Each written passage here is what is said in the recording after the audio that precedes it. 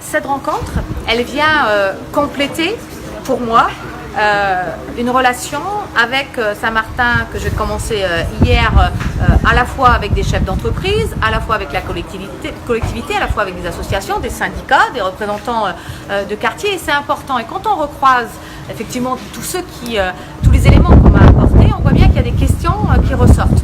Éducation, santé, urbanisme, la question de où est-ce qu'on peut ou pas reconstruire sur ce territoire après le passage d'Irma.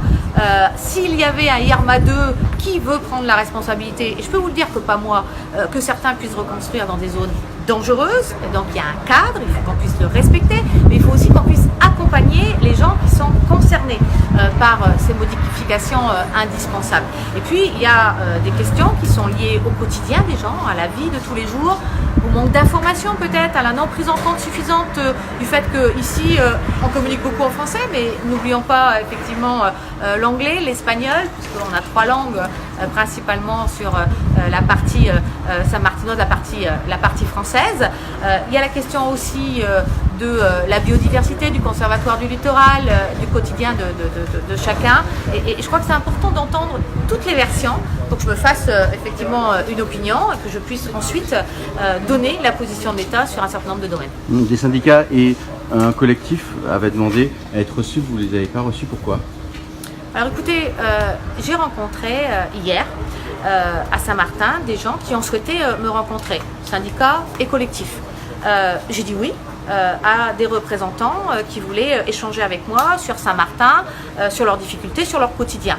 Et certains ont refusé de venir tout simplement parce que le leader guadeloupéen qui est venu les rejoindre aujourd'hui ne pouvait pas venir. Moi je ne suis pas ici pour rencontrer des Guadeloupéens, je suis dans 2 heures en Guadeloupe. Je pourrais rencontrer les délégations guadeloupéennes chez eux et c'est normal. Ici, je souhaite rencontrer des Saint-Martinois, des Saint-Martinoises qui viennent m'expliquer leur quotidien.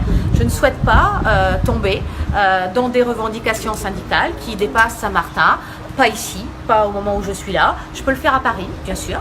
Je peux le faire en Guadeloupe, si la Guadeloupe ou les syndicats guadeloupéens souhaitent me rencontrer, mais pas sous cette forme. Alors j'ai dit non, parce qu'il y a un cadre, parce que j'ai besoin d'une confiance, parce que j'ai besoin d'une relation avec les gens de ce territoire. Je n'ai pas besoin de combats syndicaux qui ne sont pas obligatoirement liés à Saint-Martin. Et oui, je reviendrai à Saint-Martin, comme je vais sur tous les territoires d'outre-mer.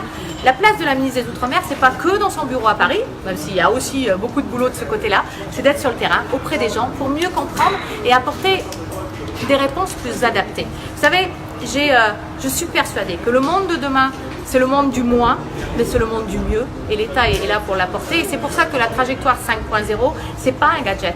C'est le monde en commun que l'on veut construire. C'est ce monde plus équitable, plus juste que je veux pour tous les Outre-mer.